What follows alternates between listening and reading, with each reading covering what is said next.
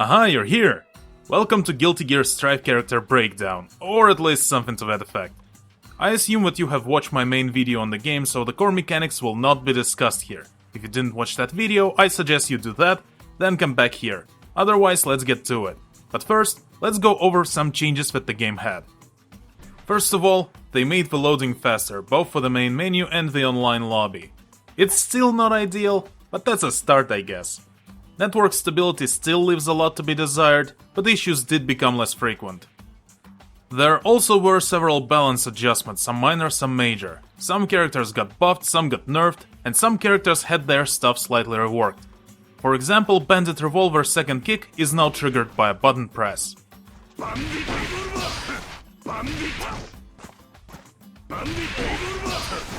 But the biggest change in my opinion is how chaining attacks now works in the air. As of the version 1.10, Jump in Slash and Jump in Heavy Slash can be both cancelled into Jump in Dust. And that's not all. Both of these attacks can now be also cancelled into Double Jump and Air Dash.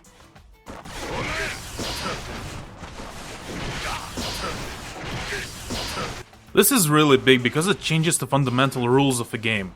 And that's just the first half of Season 1. Who knows, maybe we will even get proper Gatlings back by the end of Season 5. That's probably just wishful thinking on my part. Anyway, let's get to the character breakdown. Guilty Gear Strive may not have the biggest roster, but each character is unique in their playstyle with their own strengths and weaknesses. We're gonna go over them one by one. In this video we will look over the OGs, the guys who were here since the very beginning. I will also try not to use complicated terms like Okizeme in this video, because if you're someone who is new to fighting games and wants to get into Guilty Gear Strive specifically, you don't need to clutter your brain with this terminology for now. I sure didn't know what most terms meant for most of my life, and I fared just fine. Also, the breakdowns are not comprehensive. I will only go over the basics and sometimes omit some of that, so there will still be something you can look into on your own. That's it for the introductions, let's get to it. Soul Badguy. Soul is a versatile rushdown character with options for every situation. One might say he has too many options for the scope of this game. His moveset didn't change too much in the transition from Exert to Strive, but he does have some different normals. His best attack is, as everyone's aware at this point, Far Slash. It moves Soul pretty far forward, it comes out fast, and leads to a lot of pain. There is a reason this image has been making rounds on the interwebs. His neutral kick is also nothing to scoff at. Just like before, it ends up being a pretty good anti-air. Its only weakness is that you can only follow it up if anything if you press the buttons early in that second hit's animation. Otherwise, you would be stuck on recovery. Crouched Heavy Slash is another good anti-air with good vertical reach that allows you to get some decent combos on counter hit. It does have longer startup than the kick, so be careful. Soul has two notable command normals. Forward Slash and Forward Heavy Slash. Forward Heavy Slash is a fast command normal that causes hard knockdown, which gives you some breathing room, and on counter hit, it launches the opponent off the ground, allowing you to follow it up with specials like Gunflame or Nitrate Vortex. However, you should be careful when using this attack because it's very unsafe on whiff or block, doubly so because you cannot cancel it into special moves. So it's extremely punishable. Use with caution. Forward Slash is even better. It has a big hitbox that hits far beyond Soul's hurt box, and it launches on counter hit, which leads to some painful follow-ups. Even by itself it's a good tool for space control. It can probably melt cheese for sandwiches too. Another good tool for cheese melting is Soul's projectile, Gunflame. You don't get to melt much cheese in this game, but it's pretty good for space control. While it isn't very useful as a straight-up projectile, it has the neat property of launching on hit, and it can catch a descending airborne opponent, which in turn leads to follow-ups like Nitrate Vortex. I am not smart enough to use it like that intentionally, so I usually use it after I knock down an opponent to prevent them from counter-attacking. Soul also has a separate command for feinting Gunflame. Feint recovers fast, so you can either cancel a blocked or whiffed attack, or psych out your opponent into block enduring pressure, allowing you to scare them into holding block and, for example, giving them a taste of dirt. Next up is Fafnir. Soul makes a small dash towards the opponent and hits them really hard. So, no different from most other things Sol does. But this strong punch is actually really good.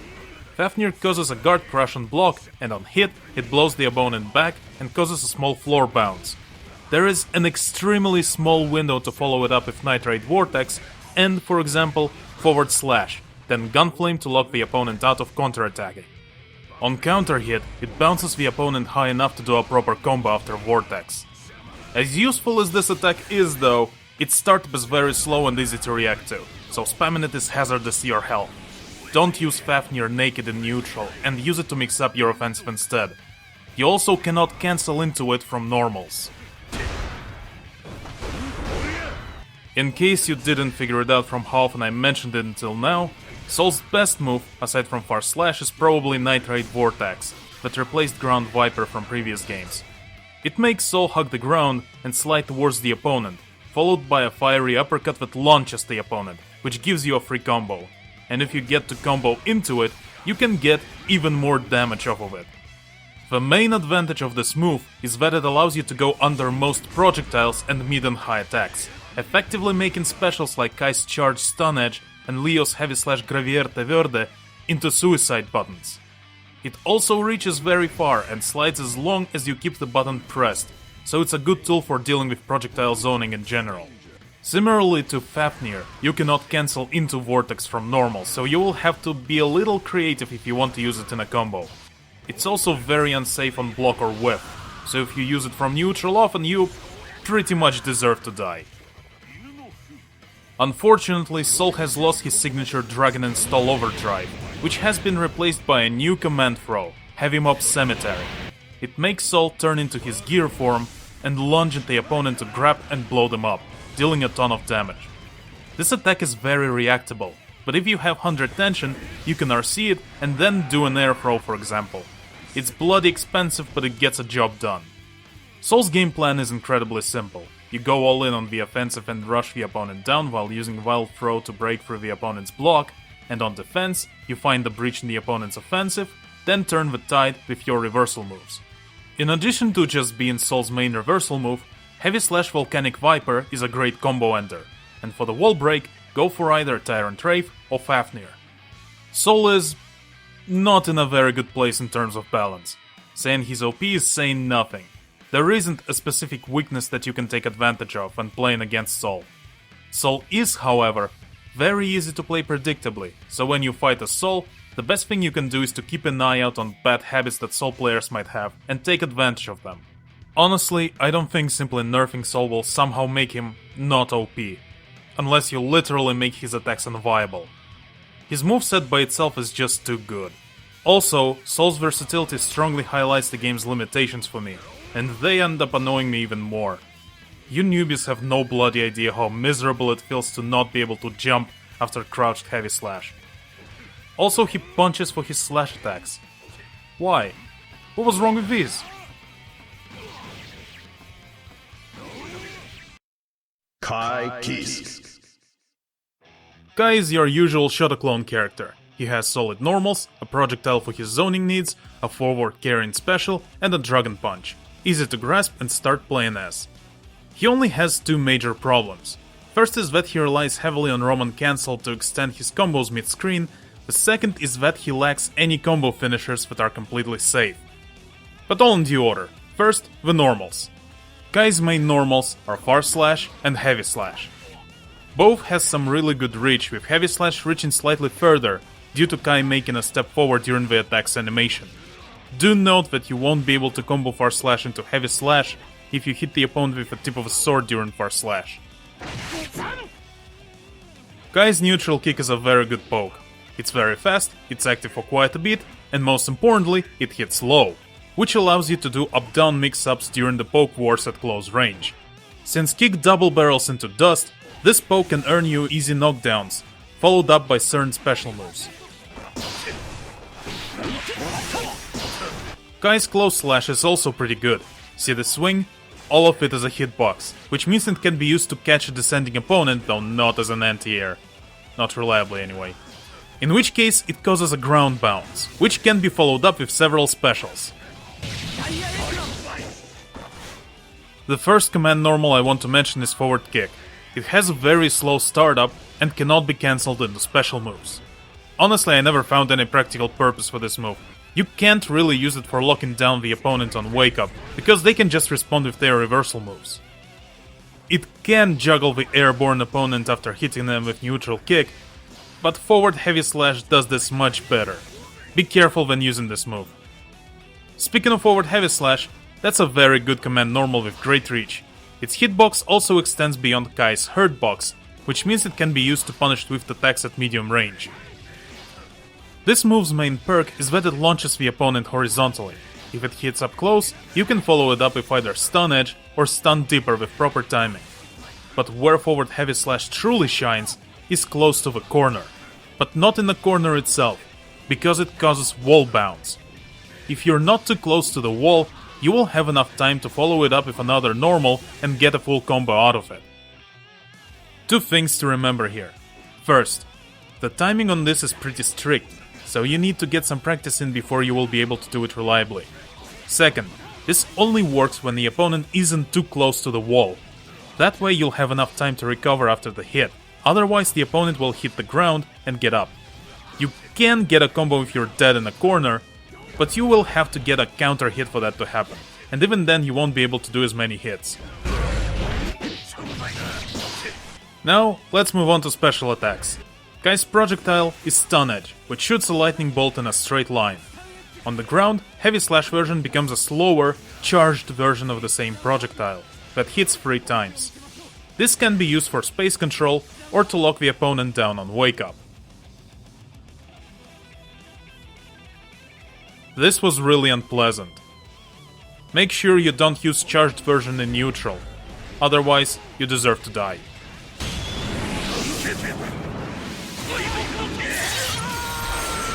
Stun Edge is also usable in the air. In such case you press different button for different angle. Slash sends it at a sharp downward angle, while Heavy Slash sends it forward. Next up is Kai's main reversal move, Vapor Thrust. Unlike the previous games, Slash and Heavy Slash versions have a significant difference. While Slash version does the classic variation of the attack, Heavy Slash makes Kai jump forward. It is a very good anti-air and counter move, but on wake up and can be easily thrown like this. Kai has 2 special moves that move him forward. First one is Stun Deeper. Kai slices towards the opponent, then slashes with his sword. This attack should be used with caution because the opponent will be able to block the second hit if he uses this move up close. Though you can use the crouched Heavy Slash to make the opponent airborne before using Stun Deeper. It also passes under most mid attacks, so you know what to do. The second move is Fodriarch. Kai does a forward somersault and kicks the opponent in the head. The attack hits high enough to catch an airborne opponent, so you can use it to nail someone who jumps away or air dashes towards you. Since the attack makes Kai jump, it allows you to avoid low attacks. In a similar vein, it goes over a crouched opponent if done close.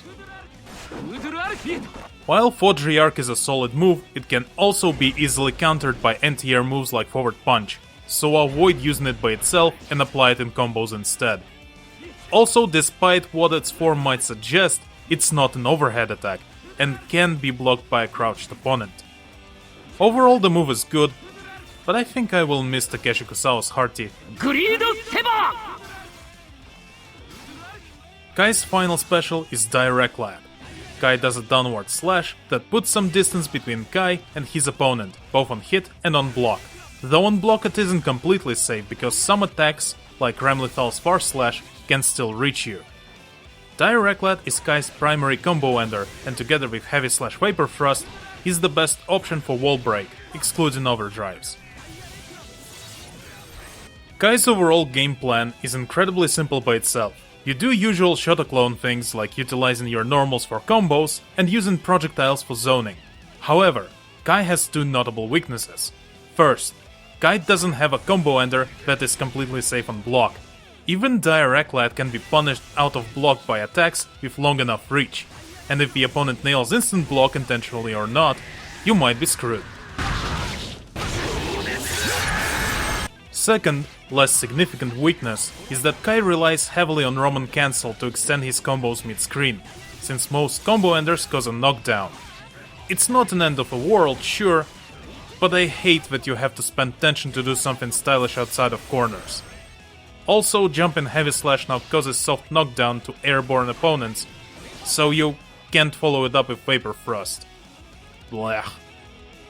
Finally, since being a simple shot clone is a boring job, by Guilty Gear standards anyway, Kai has two unique mechanics. The first one is the shock state.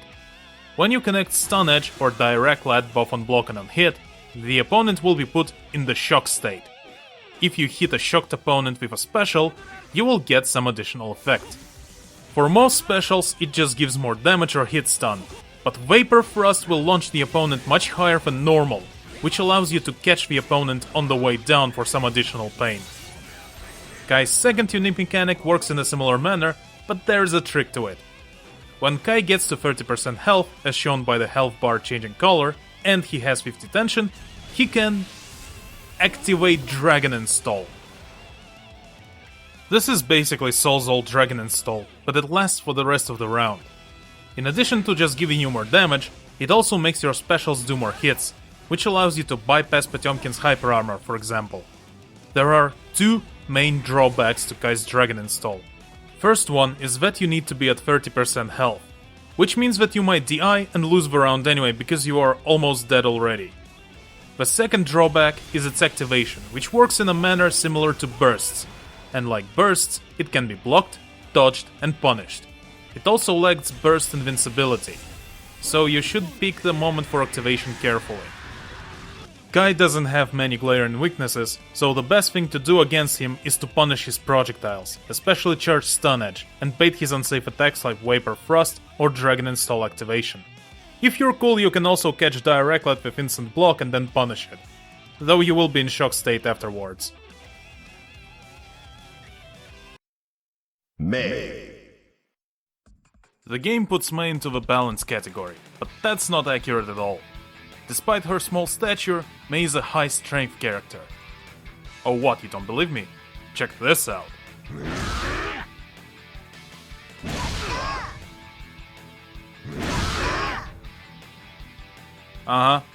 This is great, but Mei's greatest asset is actually her weapon, this big ass anchor.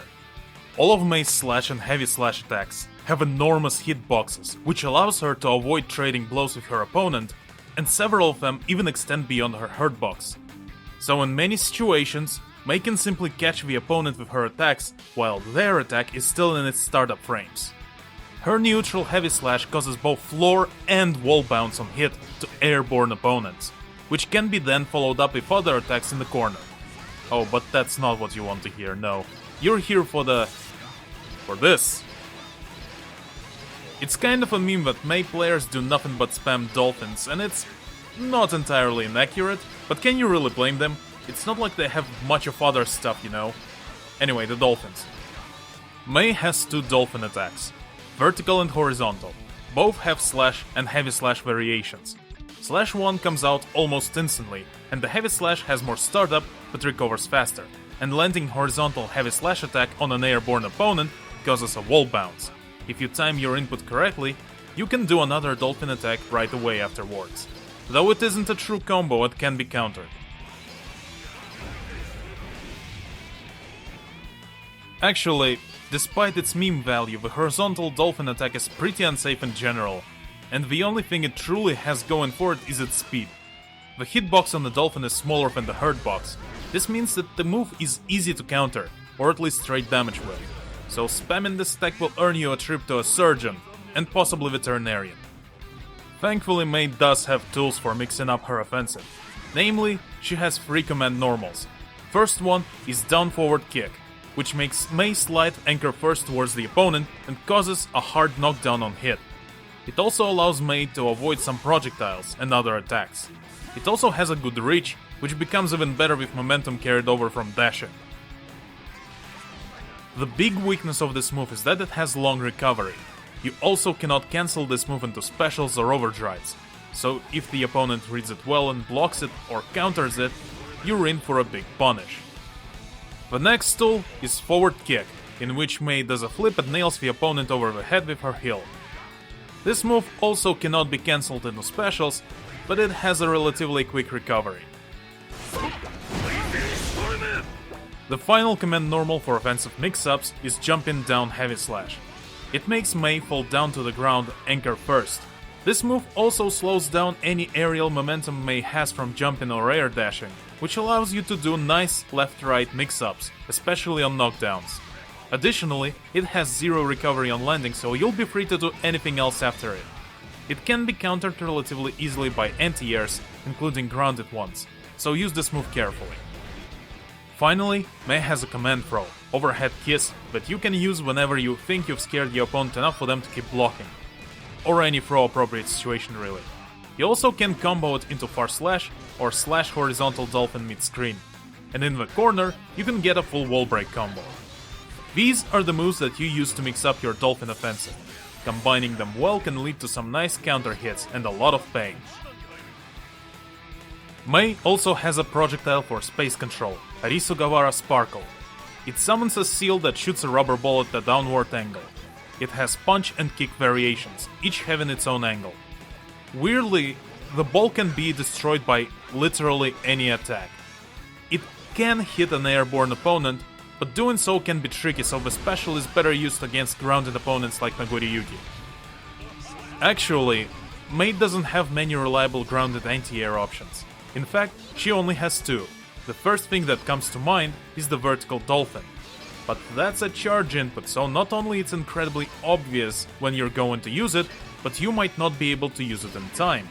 Mei's actual anti-air is forward heavy slash, which makes her do a downward swing with a huge arc. It kicks the opponent down and causes a floor bounce. Due to its large hitbox, it can easily catch any air dashing opponent, making it your main grounded anti-air. It also causes a floor bounce to the grounded opponent, which becomes even more effective on counter hit.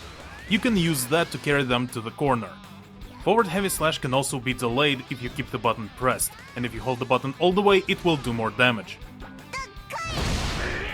And on block, it causes a guard crash. The second anti-air is the wonderful and dynamic Goshogawara Overdrive, which also doubles as Mei's only reversal aside from forward punch. Visually, it's a vertical dolphin attack, but with bigger hitbox, 2 hits, and a wall break in the corner. It can also be done in the air. Oh yeah, wanna see something funny? Observe.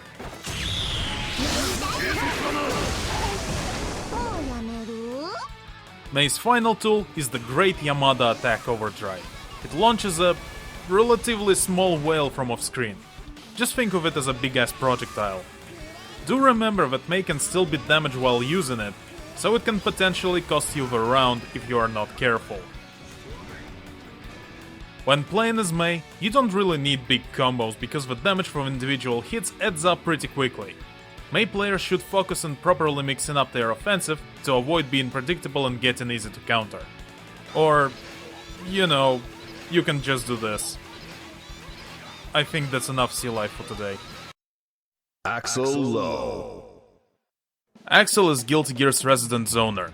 His game plan is all about keeping the opponent away and punishing them when they try to get closer. And on the other hand, Axl may struggle when up close. First off, Axl does not have the usual punch button jab. The closest thing he gets are his neutral and crouching kicks. You still can get a knockdown out of it by cancelling kicks into dust and gain some distance by following up with a special, but you still should be careful. Axl's punch attacks instead make him do this ranged poke. For obvious reasons, it doesn't follow the standard double barrel rule and doesn't cancel into itself, though it does still cancel into command normals. Axl also has other attacks that function in a similar manner. Forward kick, crouch slash, crouch heavy slash, jump in slash, and jump in heavy slash. These attacks are Axl's primary zoning tools, each striking at a different angle. When learning Axl, memorizing which of these attacks does what should be your main focus. All of these attacks also deal more damage if you land a hit at maximum range. Among Axl's other normals, close slash and neutral heavy slash stand out for their anti-air properties. It requires a bit of practice due to how its animation goes, but if you land heavy slash on an airborne opponent, it causes a floor bounce, which you can follow up with specials. If you catch an airborne opponent with a close slash, you can extend that combo by one hit. It's also a very good and easy follow-up for Roman cancel combos. Axl also has forward heavy slash command normal, that makes him jump forward and jump his sickle into the opponent's head. Okay, it's not that brutal. Since Axl jumps during it, it can be used to avoid low attacks, and if you get a counter hit, you get to do a combo. Moving on to specials. The first one is Snail. Axl makes a quarter circle swing with his sickle. This move is pretty good for space control by itself, and it's Axl's easiest combo ender. It can also be used in the air, with this version having a longer reach. It also can be used well for both zoning and as a combo ender, for example after a jump in dust attack. This move has one major weakness that you should always keep in mind. This move cannot hit if the opponent is too close, so if they manage to get close to you, they will definitely punish you for not knowing your hitboxes if you use it at the wrong time, so be careful. Next up is Axl's signature sickle flash, or Rensengeki for those of you who played execs. This is Axl's main long-range special that you use to annoy the hell out of the opponent who tried to get close. If the opponent is far enough and is on the ground, there is honestly no good reason not to use this move. It is already pretty fast by itself, but it also has 3 follow-ups. First up is the Soaring Chain Strike, which makes Axl yank his chain upwards, which is very good for people who think that they are smart by jumping over sickle flash, and can lead to setups on wake up or Roman cancel combos as it pulls the enemy towards you. Even on block, so be prepared to defend against the opponent who blocked it. The next follow-up is Spinning Chain Strike. Axl yanks his chain back and starts spinning it in front of himself, which vacuums the opponent towards him. This is a good option for when the opponent jumped over sickle flash and is too close to hit him with the previous follow-up. The spin hits multiple times, so it can break through hyper armor. It is vulnerable to certain jumping attacks, so watch out. The third follow-up is for dumbasses who think they are safe once they block sickle flash. Winter Cherry creates an explosion at the end of Axl's chain. You can delay the attack slightly to increase the damage from the explosion. You can tell when you delay the button press correctly when you see this speech bubble. Combined, these attacks make Sickle Flash one of Axl's best tools that can be used for almost any situation. What, they jumped? Hit the sickle anyway. They got close after the sickle throw, shred them like cheese. But wait, there is more! Sickle Flash itself is actually a projectile that deals 3 hits, which means it can beat most other projectiles. Not Ramlethal's Bayonetta though. Sickle Flash's one major weakness is, funnily enough, the corner. Since the move reaches very far, it becomes very easy to whiff the follow-ups if you're too close to the corner, so pay attention to your positioning. Axl's final zoning tool is the Winter Mantis Command Throw. It makes a projectile run along the ground from the opposite side of a screen. It's usually pretty good for catching the opponents on wake up. The major downside is that it takes too long to catch the opponent mid-screen, and recovery is long enough for the opponent to punish you. So, the best moment to use it is when the opponent is as far away from you as possible. That way the projectile will catch them sooner. Also, if you catch the opponent when they are close to you, Axl will instead use Axl Bomber special to launch the opponent, which allows you to combo off of it. Speaking of which, Axl Bomber is the only special for up-close use, in which Axl launches the opponent in the air. Outside of Winter Mantis, this special can only be done in the air, but there is a tricky technique where you use it off of the ground jump cancel, which is pretty useful for corner combos. But that's for more advanced players, which is to say, not for me. Axl's final special is Rainwater that makes him jump backwards and swing his chain below him. This move is pretty good for baiting throws on wake up or to catch some arrogant ass who runs at you full speed. On counter hit, it launches the opponent hard enough for you to combo off of it. Do remember that if the opponent can predict it, they will jump and counter you, so don't get too predictable. Finally, the overdrives. The first overdrive is the classic Sickle Storm, which also happens to be Axl's only actual invincible reversal. As you can see, it has a pretty good reach. Also, they changed the input from previous games for some reason. It has a crippling weakness in that there is a huge gap between the first and second hits, so a knowledgeable player can easily punish you after blocking the first hit. Avoid using it by itself and apply as a counter instead. Axl used to struggle to have a truly cool second overdrive in previous games. Well, they finally nailed it in Strive. Meet One Vision, a huge-ass JoJo reference that allows Axl to stop time for a brief moment. It's activated in 2 stages.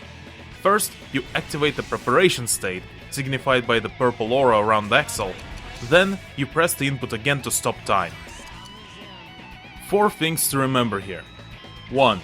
Only the first input requires tension. 2nd, time stop itself can be blocked.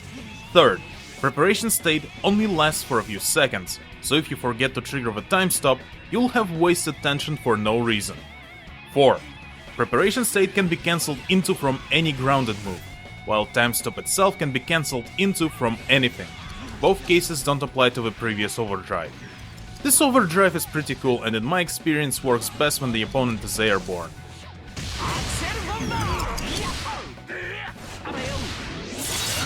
These are all of Axl's tools. Combining them well to keep the opponent away is the main idea behind his game plan.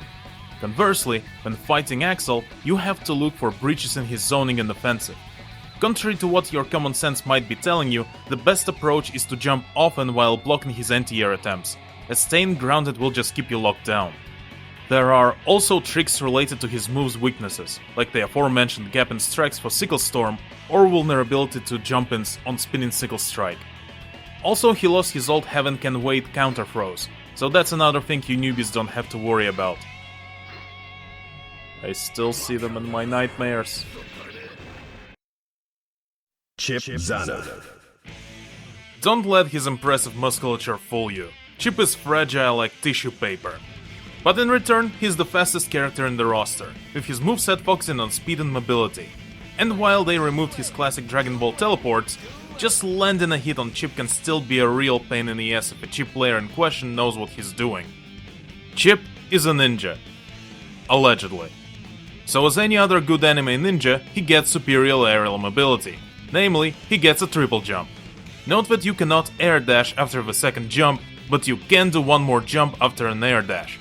This sort of mobility can be used to mix the opponent up on when and how you attack. Chipp's most prominent move since forever is the Alpha Blade special that makes Chipp zoom quickly across the screen to slice at the opponent's feet. While the move looks almost the same, the way it works has been changed. In Strife, Chipp momentarily vanishes, then reappears behind the opponent. This is indicative of how the attack's hitbox is applied.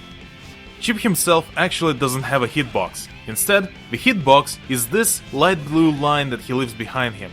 Observe. Here you can see Leo trying and failing to block Alpha Blade like normal. Neither standing nor crouching block help. Again, this is because the hitbox appears behind Chipp. So what you should do instead is hold the direction which Alpha Blade came from, like this.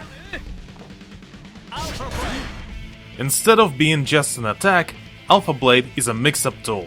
The way Alpha Blade works in this game kind of goes against common sense and because of it can be troublesome to block. When you fight Chipp, it's incredibly important to remember how Alpha Blade works, otherwise you will be eating damage every time. On the other hand, it's very important to remember how far Alpha Blade travels, otherwise you might not reach your opponent and get punished, and since you're playing as Chipp, the punishment hurts a lot. Also, just because Chipp is invisible during the attack, it doesn't mean that he can't be hurt. Another weakness of this move is its recovery that makes it impossible to continue pressure on block without using Roman Cancel. Strive also introduces Diagonal Alpha Blade. If done on the ground, Chipp will zoom up, and if done in the air, he will aim down. The main perk of this move is that Chipp recovers almost instantly if you use this move on the ground, which means that you can simply continue attacking or try to dodge if the opponent blocked the move. If you combine it with the crouched heavy slash which launches the opponent, they will be high enough for a combo. It will also ricochet off the wall if you use the move close to it. Speaking of the wall, back in Exard, Chipp could cling to the wall and follow up with several moves, like this. Well, in Strife he upgraded to straight up wall running. Simply run into the wall and Chipp will start running on it. This also works for air dashes. You can also initiate wall run out of Alpha Blade if you keep the attack button or the direction pressed. When Chipp jumps off the wall, you can also follow up with any aerial action, which gives him a lot of options for mixing up his opponent. You can also attack while running on the wall, so if you get the opponent high up enough, you can do a whole combo off of it. Try experimenting and see what you can find. Then there are these moves. This is one of Chipp's main combo tools. Ressho, Rokusai and Senshu are moves that can be done together by cancelling the previous move into the next, otherwise known in fighting games as Rekka. You start with Ressho, then Rokusai and finally Senshu. The biggest perk these moves have is that each of them has a different attribute. Ressho is a mid, Rokusai is a low, and Senshu is an overhead. By itself, this chain is very predictable and easily blocked and punished, with Rokusai and Senshu not even making a combo together. Well, another great thing is that you can cancel Ressho directly into Senshu. Or you may not cancel Ressho into anything at all and do something else entirely. This is the main idea behind these moves. You use these specials to mix up your opponent and make them guess what your next move will be. This unpredictability is Chipp's primary weapon. You might do one thing, you might do the other thing, or you might do something else entirely. Like in Rozan, Chipp's rather cool looking command grab. By itself, it's easily reactable because it takes so long to trigger. But try using it to mix up your attacks or as a trap on wake up. Most people I fought had trouble responding to it when I used it that way. Since Shuriken Throw and Beta Blade are more or less self-explanatory, the last special I will mention is Gamma Blade, in which Chipp sends out a shadow clone to hit his opponent. The problem is that the clone actually has a hurt box, and if the opponent lands a hit, Chipp will receive damage. Use this attack with caution. Finally, I want to draw your attention to one of Chipp's overdrives, Zansei Roga, which hits the opponent multiple times and transitions into this cool cinematic. While it's already a very good overdrive to use as a reversal or as a punish, it can also be comboed into rather easily. For example, you can double barrel slash into crouched heavy slash, then alpha blade, then do the overdrive in the air. Sure, it will get hit with damage scaling, but you get to style on your opponent, which is arguably more important. Overall, Chipp heavily relies on his high speed, mobility, and general unpredictability to, chip away at his opponent's health. In right hands, Chipp can be outright untouchable, but on the other hand, Chipp is fragile and dies pretty quickly, especially if you get unlucky. When you fight against Chipp, you need to learn to recognize his attacks on startup and be able to defend against and punish them, especially when it comes to Alpha Blade, Senshu, and Genrozan. Looking out for some bad habits helps a lot too. Potemkin. Potemkin is Guilty Gear's big guy grappler. He is very slow, but he deals a lot of damage, especially if he manages to get with his signature command throws. He also lacks in mobility and has neither ground nor air dashes. Though he can double jump, which is still the most cursed thing in existence. First of all, Potemkin is really bloody huge. While this does mean that his hitboxes are also big, it also means that it's easy to land a hit on him, which can lead to a lot of pain in the nether regions in certain matchups. You also have to remember that aside from neutral punch and close slash, Potemkin's normals aren't as fast as most other characters. The first normal attack that I want to mention specifically is Far Slash. Its hitbox is actually large enough to hit an air dashing or descending airborne opponent who tries to go for a jumping attack, so it can be used as an alright anti-air with proper timing and spacing. But for air dashing opponents specifically, I recommend using crouched heavy slash instead. As soon as you see the air dash seal, press the input and enjoy the benefits. It launches the opponent at a sharper upward angle, which allows you to follow it up with either Hit Knuckle or Heavenly Potemkin Buster. And when you get a counter hit off of it, you can follow it up with a full combo. The only downside is that this trick heavily depends on the distance between you and the opponent. If they are far enough, they will be able to block it. Also, don't forget the big hurt box. Potemkin's forward punch can also work in similar vein, though you don't get as many benefits on counter hit as with crouched heavy slash, but you can still link it into Hit Knuckle, so it's all good. Also this. Yep. This is already pretty spooky on its own, but it also makes Potemkin's neutral and crouching kicks become even more dangerous, since they double barrel into forward punch, which goes into Hit Knuckle. This makes grounded up-down mix-ups something to be afraid of. While we're on the topic of Hit Knuckle, it's a pretty good anti-air command throw that has a very good reach and is very easy to follow up into, as you no doubt already observed. Though in the case of crouched heavy slash, be aware that it can whiff if you launch the opponent too high. It also causes a wall break in the corner. There is one thing you need to remember about hit knuckle. It's not a true throw, so it can be blocked. It does deal a good deal of damage, causes a guard crash, and significantly fills the risk gauge, but it's still something that can mess with you. Oh, by the way, wanna see something funny?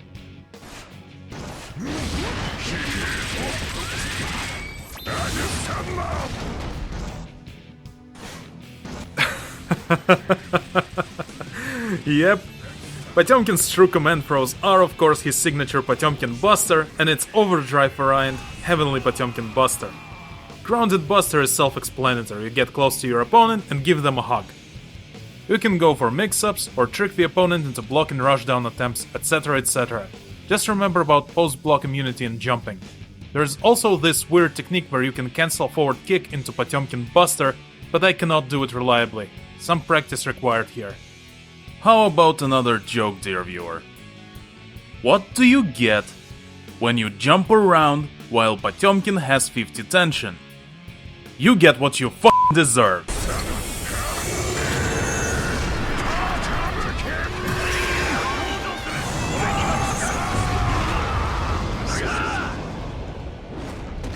Heavenly Buster is the same idea as the regular one, but it's an anti-air and probably the scariest one in the game. When you fight Potemkin, it is incredibly important to monitor his tension gauge, because if he has 50 tension, it's your cue to either stop trying to approach from the air, or try to bait it. Though if Potemkin whiffs it, he can still do the Heavenly Potemkin S drop to get back at you, so don't forget about that. Also, if you feel like being extra cruel, you can RC Potemkin Buster into Heavenly Buster. Sure, it won't do that much damage, and it's highly unpractical, but, you know, it's not about practical gains. It's about sending a message.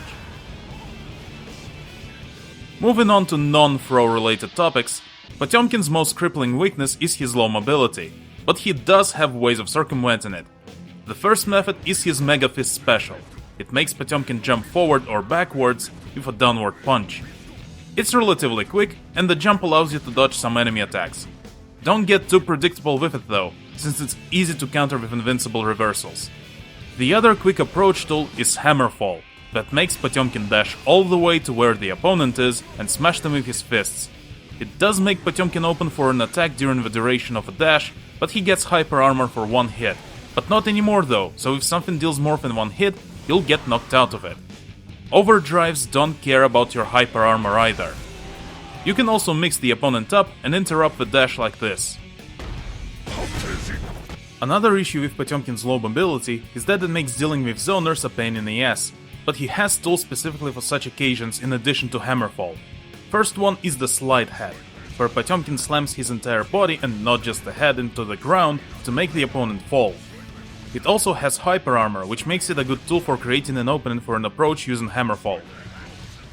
The second anti-zoner tool is FDB, otherwise known as the Flick, because Potemkin flicks the uncommon projectile, creating an explosion that moves away from him. It works on most projectiles in the game. I believe you can find a precise list somewhere out there. For space control and locking down the opponent, Potemkin has Garuda Impact. It has large hitbox, deals a lot of damage and heavily staggers the opponent. And on block, it deals large amount of chip damage and most importantly causes a guard crash. There are some nasty wake-up setups to be had with Garuda Impact. Finally, Potemkin's second overdrive, Gigantar Kai, where Potemkin creates a shield that slowly moves forward. This is an excellent tool for space control that can either force the opponent into defensive position or make them try and jump over it, which usually is exactly what you want them to do, especially if you have 100 tension before using Gigantar Kai. This overdrive is also Potemkin's only invincible reversal.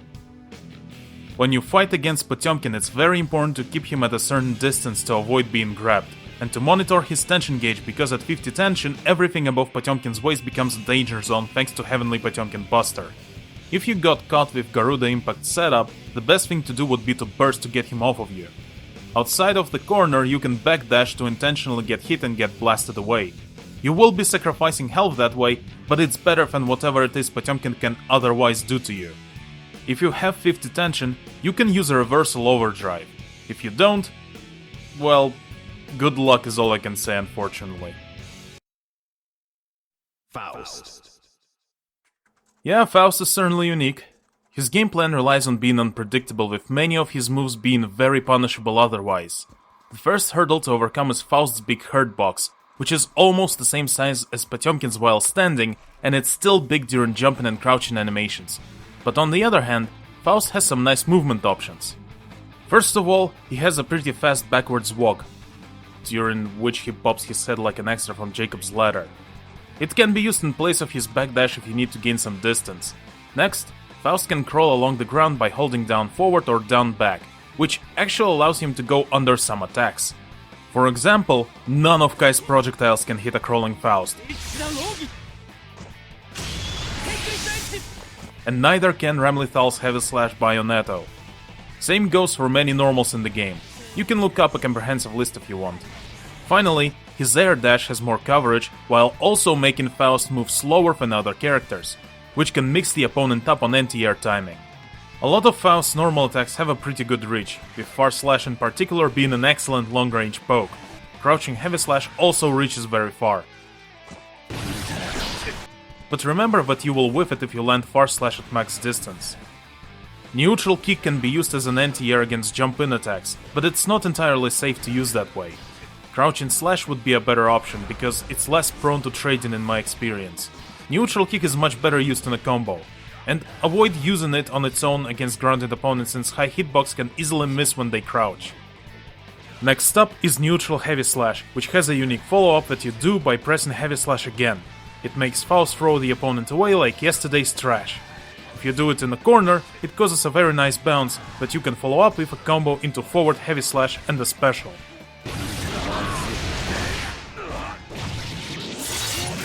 Then there is forward Heavy Slash itself, which is a great attack that covers a lot of space.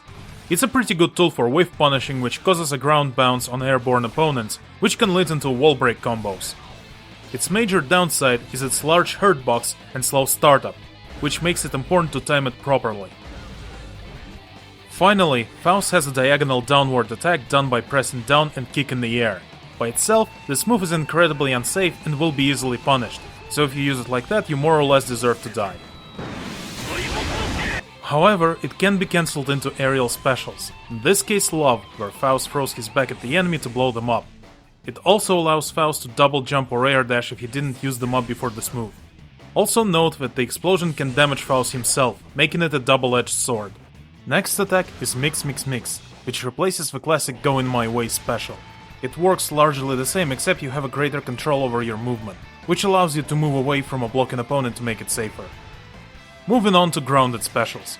The first one is Thrust, which makes Faust, well, thrust his scalpel towards the enemy. If you hit a grounded opponent, you can pull them towards you and then give them a home run. Note that the damage on the final hit depends on the timing of a button press. This move can also be comboed into from Heavy Slash attacks on counter hit. All the more reason to nail the timing on forward Heavy Slash. Next up is Scarecrow, which makes Faust teleport to a position depending on the button press. If you keep holding the button, you will be able to delay the attack. But, see the sparkle? It shows which Scarecrow Faust is inside of. It makes this attack easy to react to and punish, which makes it very unsafe to use without Roman cancels, though it does work well as a surprise attack when you do use RC. Finally, here's Faust's most used special. What could this be?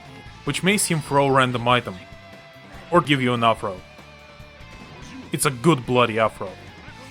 The important thing to remember here is that all items except the meteors and the doll affect both the opponent and Faust himself.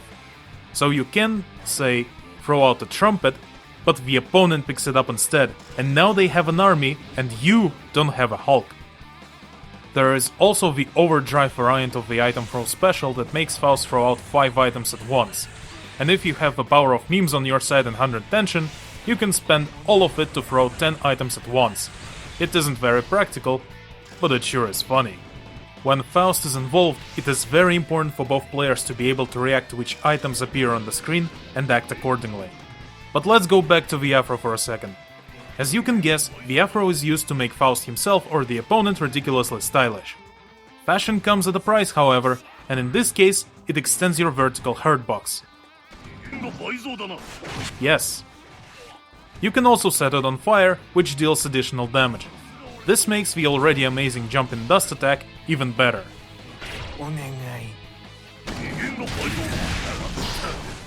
Aside from throwing it, you can also give your opponent an afro with the snip snip snip command throw. I assume you know what to do with this one. Show them your amazing barber skills. Also, as of version 1.10, if Faust gets an afro, he can throw it using the Love special. Finally, Faust's only invincible reversal is the bone-crushing excitement overdrive, which involves driving a wheelchair into the opponent's shin to make their face contort in pain. Stimulating Fists of Annihilation is still better though.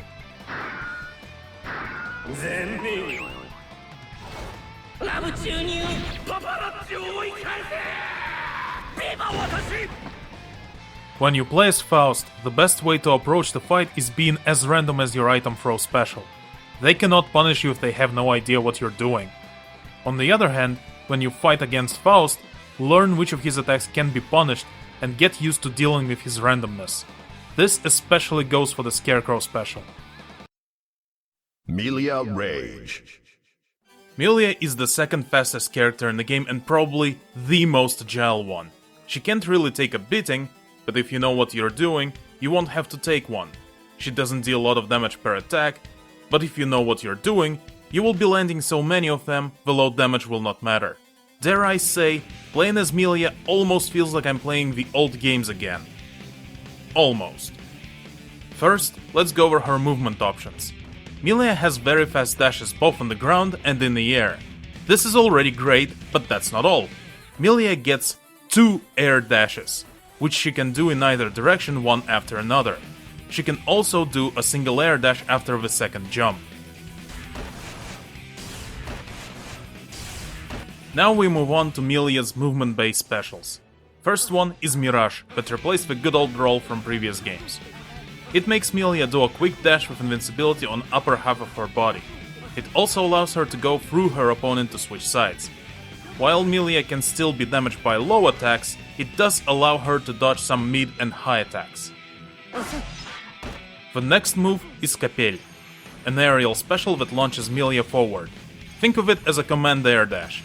If you use it high enough, you can follow it up with an aerial attack. The flower itself also has a hitbox that causes soft knockdown. Finally, there's Turbo Fall, which makes Millia fall very fast diagonally and allows her to phase through the opponent. This can be effectively used for mix-ups. Do note that the move grants no invincibility and can be intercepted. As of version 1.10, Turbo Fall can be cancelled into aerial specials, which would allow you to mix up the opponent who is waiting to counter it. While we're still talking about aerial specials, I want to mention Bad Moon, a diagonal air-to-ground attack. Similarly to Axl Bomber, you can do it by jump cancelling kick or close slash, which allows you to mix up a low blocking opponent. One thing I want to point out is that Bad Moon falls at around 45-degree angle, which makes it easy to miss the opponent with it, and that ruined a lot of my matches. Don't forget about it and take aim carefully. Now that we're done with aerial specials, I want to talk about Millia's forward heavy slash. It's a 2-hit attack, and while it looks like the first hit is an overhead, it really isn't. But it does make Millia airborne, which makes it possible to cancel it into aerial specials. So you have a few scenarios here. The first one is Bad Moon, which is an overhead attack. For this reason, when you see Millia use forward heavy slash, switch to standing block to avoid damage. The second scenario is Turbo Fall, which usually results in a throw. This is pretty easy to react to, so when you see its startup animation, be prepared to throw clash. The third scenario is Капель, which at minimum distance can still land a hit.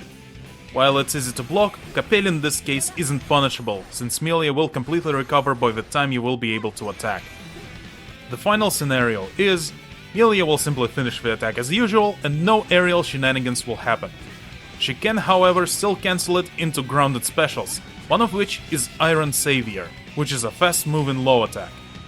Overall, this move is great for ending combos and punishing attacks from far away, and in some cases it can be comboed from on counter hit. But don't use it too much by itself because it's pretty easy to block and punish. The final special I want to mention is Tandem Top, which has slash and heavy slash variations. Slash version is quick and comes out instantly. You generally use it as a short-range projectile or in a combo. Heavy slash version is much more interesting. It launches the opponent, but has a pretty significant delay before triggering, so by itself it isn't all that good. But if you use it after causing a hard knockdown, the opponent will get up with this thing hanging over them. To make it even better, Millia recovers while still in the air. So what we get is a nightmarish wake-up setup where you get up with heavy slash tandem top ready to go off and Millia hanging in the air. At this point, Millia can, for example, dash behind you to do a left-right mix-up. And if you get hit, you will be floating in the air, at which point Millia can use close slash to launch you even higher and transition into an air combo. Yes, finally, a character with an honest-to-god air combo. There are some variations, but you more or less use jumping dust to propel yourself forward to land the next attack. The best part is that you can transition into air combo anytime you hit an airborne opponent with close slash. But avoid using red Roman cancel to launch them, because it makes the damage scaling really bad. Now onto the overdrives. The first overdrive is Septum Voices that makes Millia send out a large projectile that beats all other non-overdrive projectiles. This is one of the best overdrives in the entire game for one simple reason. You can combo off of it if you hit an airborne opponent without needing to use Roman cancels. On the other hand, Millia's second overdrive, Winger, is only good as an invincible reversal or for wall breaks, because it's very unsafe and easy to punish otherwise.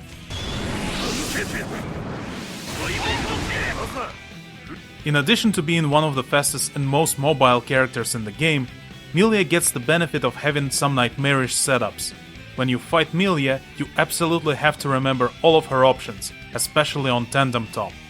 Millia is probably one of my favorite characters to fight against, even if I lose most of the time, because it constantly keeps my brain in gear like good old times when everyone had lots of stuff to work with. On the other hand, Millia players should remember that they have low defense and can be KO'd with a few well-placed combos. Or Potemkin busters. Zato 1. Zato and Eddie are the most technically difficult character to play as. Zato is a puppet fighter, with Eddie being his puppet. He's probably one of the more difficult examples in the genre too. The player has to actively control and monitor both Zato and Eddie's condition. In return, a good Zato player can create monstrous pressure that leaves no breathing room for the opponent. Just like before, meeting a good Zato player online is a nightmare scenario. Thankfully I didn't meet many of them. First of all, Zato gets a pretty unconventional air movement option. It's a carryover from the previous games and they still call it flight, but how it works is a little different. When Zato is in the air, you can press any direction twice, or hold the direction and press the dash button, to make Zato do an air dash in that direction, which then transitions into controllable flight. With this, you can get some tricky aerial movement that can serve you both offensively and defensively, like cancelling a jumping attack to move away from your opponent or behind them. It is, however, pretty slow. The next movement option is the Break the Law special, that makes Zato dive below the ground into his own shadow. He will also stay there as long as you keep the button pressed up to a second and a half. Note that the longer you stay hidden, the longer recovery on resurfacing will be. This move allows you to dodge attacks or do left-right mix-ups when Eddie is applying pressure in cases when the opponent is overly committed to blocking your combos. Or you can do a purple Roman cancel to scare the shit out of them. Just remember that you're not invincible during the startup animation.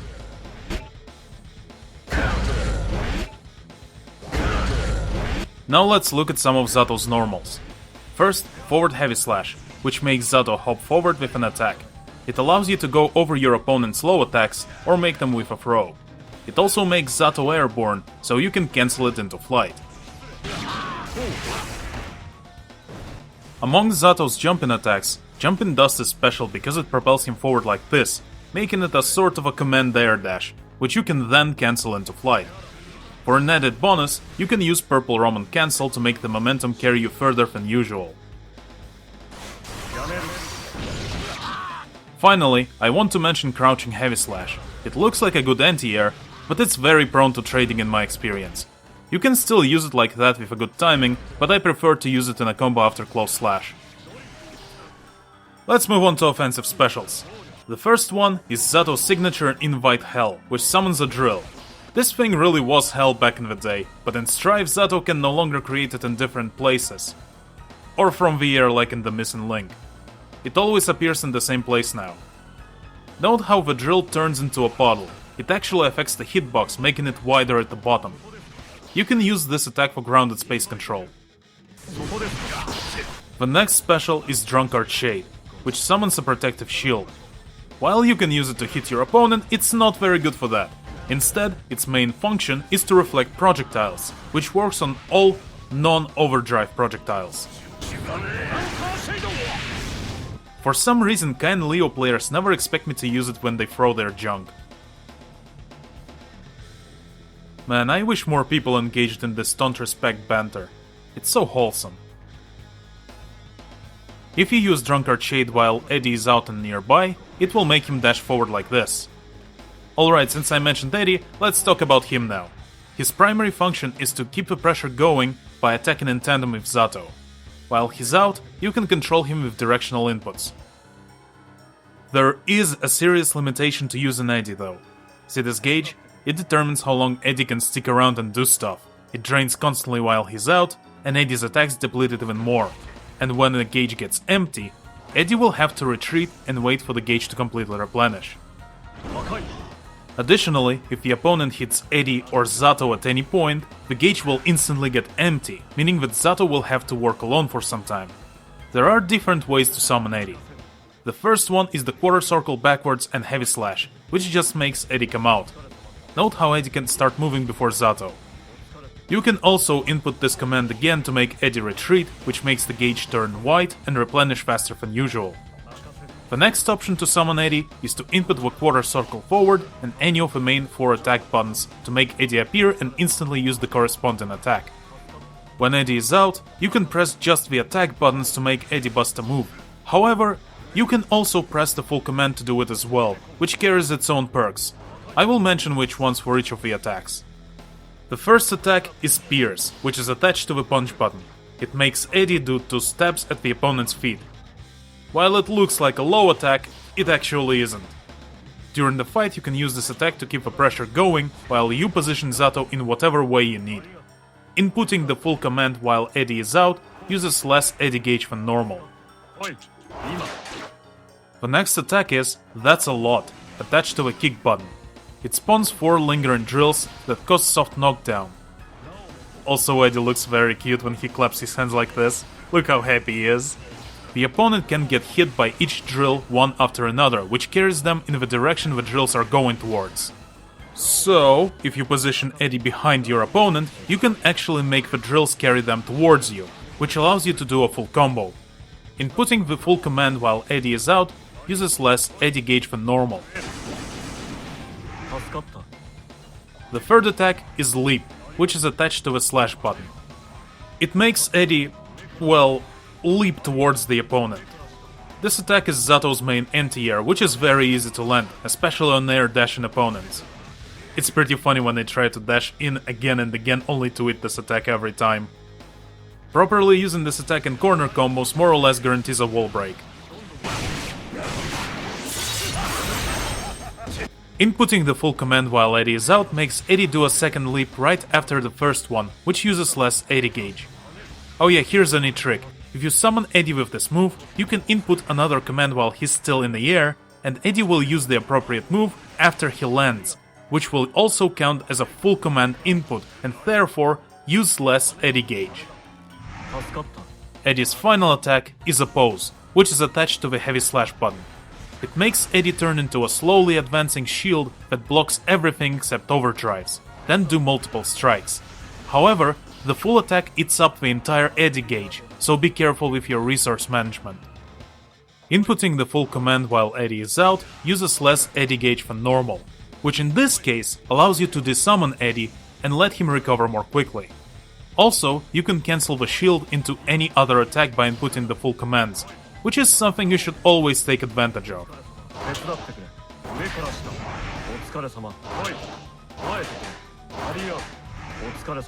Okay, this is all great, but what do I do when the opponent keeps blocking all of my pressure? For such an occasion, you have the Damned Fang command throw. While you can use it at any moment, for the best results, use it when the opponent is overly committed to blocking Eddie's pressure, especially since landing it while Eddie is out rapidly regenerates the gauge. And even if the Eddie gauge is already empty, the animation is long enough for it to fully recover. Another way to quickly recover Eddie gauge is the Sun Void Overdrive, which makes Zato create a sword which then flies directly towards the opponent. When it hits, it will fall to the ground and spawn Eddie in that spot. As you can guess, you can use this attack to quickly recover the gauge and position Eddie close to the opponent to continue the pressure. Try figuring out something fancy when you feel more comfortable with playing Zato and Eddie. Finally, Zato's second overdrive, Amorphous, makes Eddie dive under the opponent and attack him with a big chomp. It doesn't give Zato any invincibility, but Eddie will finish the attack regardless, which does get the opponent away from you. Also, using it to finish the round is very bloody satisfying. Overall, Zato is a very difficult character to learn, but very fun to play as. When you combine their attacks well, Zato and Eddie generate enormous pressure, and while it's difficult to play them well, a good Zato player can quickly become your worst nightmare. However, Zato heavily relies on Eddie for most things, and if you get rid of him, Zato becomes heavily crippled, which is a good time to go on the offensive. He also doesn't have any reliable reversals outside of forward punch, and cannot take that much punishment, so it's very possible to deal lots of damage in a single combo, especially on counter hit.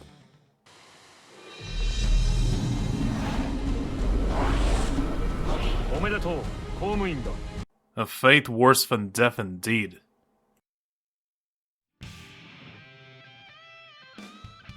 This is it for the first part of a character breakdown. Thank you for watching. I hope you enjoyed this video and hopefully learned something that will help you learn the game. If you knew all of this already, well, I hope you liked it nonetheless. The next part will come out whenever it's done. In it, I will be covering the rest of the base roster. No DLC characters though. Not until the DLC season is over at least. Keep on rocking and I'll see you next time.